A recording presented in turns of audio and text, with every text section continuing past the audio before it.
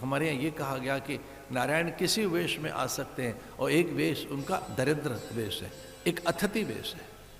कभी भी देव हमारे द्वार पर आ सकते हैं, देव कभी भी आ जाएंगे, और एक वेश ये बनाकर आएंगे अतिथि के रूप में, दरिद्र के रूप में, रोगी के रूप में, वृद्ध के रूप में, यहां तक लिखा है स्त्री के रूप में, छोटे बालक के रूप में, केवल संत के रूप में ही नहीं। और इनका कभी अनादर ना हो, इन 5 का अनादर कभी मत करना। कौन कौन? बालक, वृद्ध, रोगी, अतिथि और यति। बालक, वृद्ध, रोगी, अतिथि और यति। यति माने सन्यासी। बालक का पहले बालक को दीजिए भोजन, भोजन पे पहले अधिकार बालक का है। बालक भोजन बनाना नहीं जानता, उसे पता नहीं मैं कहां से ग्रहण करूं, तो स्वयं भोजन न करें। घर में अतिथि को तो पहले भोजन में बालक का ध्यान रखिए। घर में व्रत है, उपवास है, आज देव पूजा चल रही है, पर बालक का पहले ध्यान रखो। उस देव पूजा में भी बालक का पहले ध्यान रखा जाएगा। बालक नारायण है, तो बालक, वृद्ध, वृद्ध नहीं रह पाएंगे, वृद्धों के लिए भोजन पहले निकालो, उन्हें भोजन पहले कराओ। घर की वो देवता हैं, उन्हीं में ईश्वर रहता है।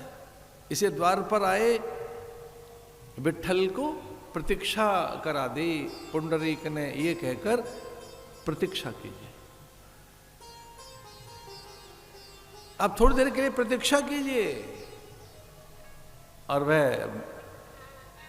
भगवान प्रतीक्षा कर रहे हैं। मैं माता पिता की सेवा में हूं। भगवान ने कहा भाई मैं बहुत देर तक प्रतीक्षा नहीं कर सकता, मैं थक गया, तो एक ईंट फेंक दी कि इस पर आसन लगा लो, इस पर बैठ जाइए, इस पर खड़े हो जाइए। भगवान वहीं खड़े हो गए।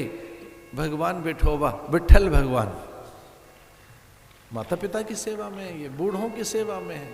तो देखिए, बालक, वृद्ध, रोगी, रोगी को पहले औषधि दो, भोजन पहले रोगी को दो। रोगी जैसा भोजन जो उसके पथ्य का भोजन है, वो व्रत है आपका, वही साधन है।